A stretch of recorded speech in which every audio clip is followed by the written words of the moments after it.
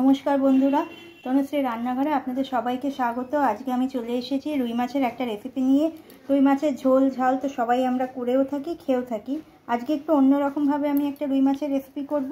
আজকে আমি করব রুই মাছের কোরমা। চলুন দেখে নিই কীভাবে তৈরি করি এই রুই মাছের কোরমা। রুই মাছের কোরমা করার জন্য আমি নিয়েছি এখানে রুই মাছ, 5 পিস রুই মাছ নিয়েছি। মাছটাকে ধুয়ে নুন হলুদ মাখিয়ে আমি রেখেছি। নিয়েছি দুটো মাঝারি সাইজের পেঁয়াজটাকে কেটে রেখেছি দেখুন এইভাবে। আদা রসুন আর লঙ্কা আমি পেস্ট করে রেখেছি। এখানে 6 কোয়া রসুন নিয়েছি, 1 ইঞ্চি মতো আদা আর দুটো কাঁচা লঙ্কা পেস্ট করেছি। নিয়েছি কটা কাজু আর আমন্ড, আমি আমন্ড কাজুটাকে আগে থেকে ভিজিয়ে রেখেছি। নিয়েছি টক দই, এখানে 5 টেবিল স্পুন মতো টক দই আছে। জিরে গুঁড়ো, চিনি গুঁড়ো, নুন, হলুদ, কাশ্মীরি লাল লঙ্কা আছে আর নিয়েছি কটা কাঁচা লঙ্কা। চলুন এবার দেখে নিই আমি রান্নাটা কিভাবে করছি। আমি প্রথমেই বলে দিচ্ছি আমি রান্নাটা সরষের তেলে করছি, আপনারা চাইলে এটা সাদা তেলেও করতে পারেন।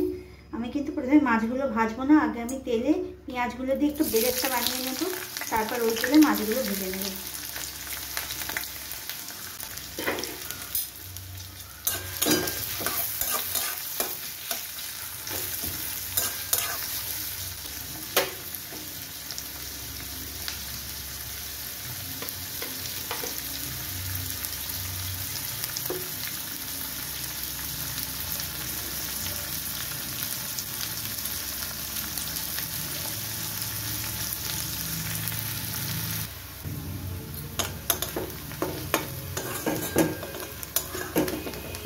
দেখুন আমার পেঁয়াজগুলো ভাজা হয়ে গেছে বেরেস্তাটা। এবার আমি এটাকে তুলে নিচ্ছি।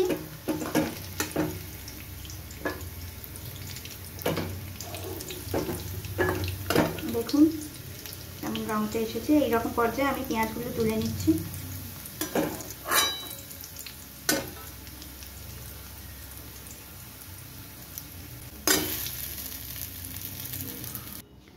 আমার বেরেস্তাটা ভাজা হয়ে গেছে, ওই তেলের মধ্যেই আমি এবার মাছগুলো ছেড়ে দিচ্ছি আস্তে আস্তে।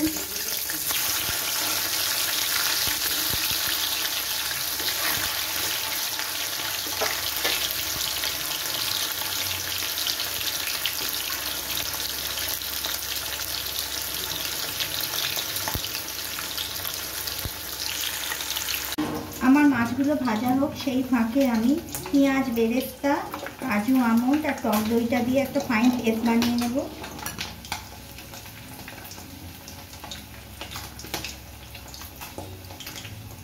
সব কিছু দিয়ে আমি একটা ফাইন পেস্ট বানিয়ে নিচ্ছি। মাছগুলো আমার একটা পিস ভাজা হয়ে গেছে, আমি আর একটা পিস উল্টে দিলাম।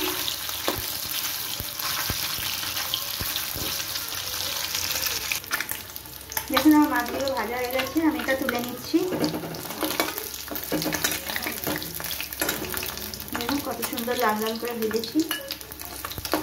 এবার আমি মাছগুলো তুলে নিচ্ছি।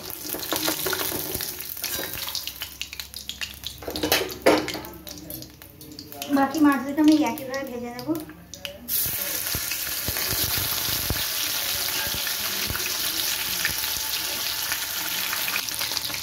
আমার বাকি মাছগুলো ভাজা হয়ে গেছে, আমি তুলে নিচ্ছি মাছগুলো।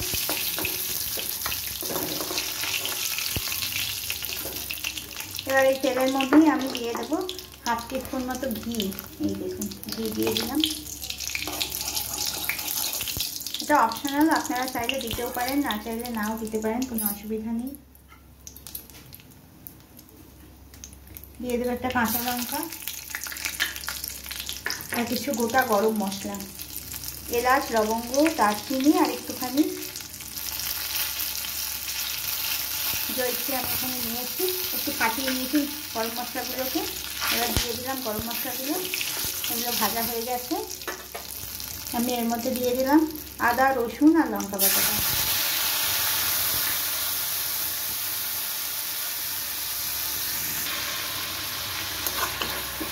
আদা রসুনটা ভালো করে ভাজা হয়ে গেলে আমি এর মধ্যে দিয়ে দিচ্ছি জিরে গুঁড়ো,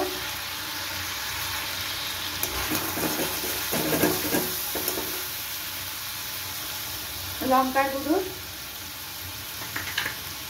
নুন, হলুদ, চিনিটা আমি এখানে গুঁড়ো চিনি ব্যবহার করেছি।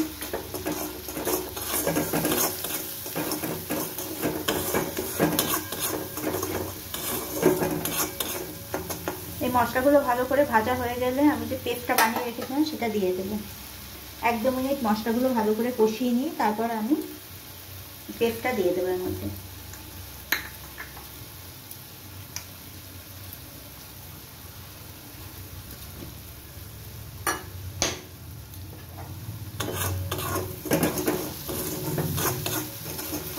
আমার মশলাটা ভাজা ভাজা হয়ে গেছে। এই দেখুন আমি পেস্টটা যে করে রেখেছিলাম ওই পেস্টটার মধ্যে দিয়ে দিচ্ছি।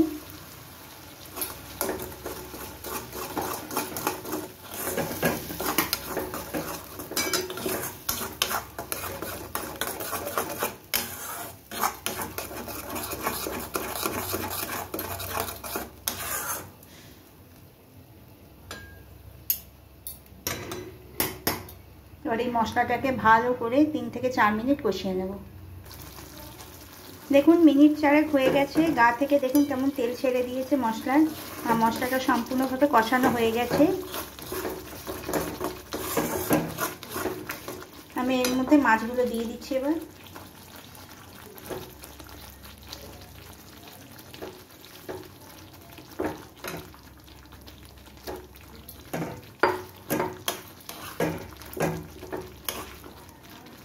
মাছগুলো দিয়ে একটু নাড়াচাড়া করে আমি এর মধ্যে অল্প একটু জল দিয়ে দেবো, 1/2 কাপ মতো।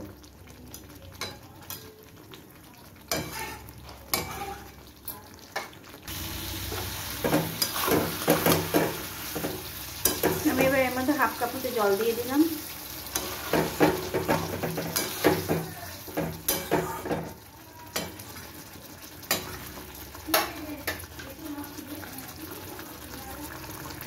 মাছগুলো দিয়ে 2 থেকে 3 মিনিট ফুটিয়ে নিলে আমার রান্না কমপ্লিট হয়ে যাবে। 2টো কাঁচা লঙ্কা চিড়ে দিয়ে দিলাম।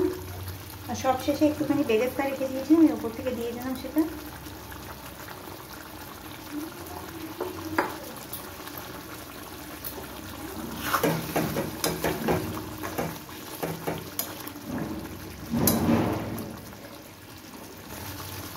আমার রান্না একদমই প্রায় কমপ্লিট। আমি 1/2 টিস্পুন মতো গরম মশলা ছড়িয়ে দিলাম। এবার আমি গ্যাসের ফ্লেম অফ করে দিচ্ছি।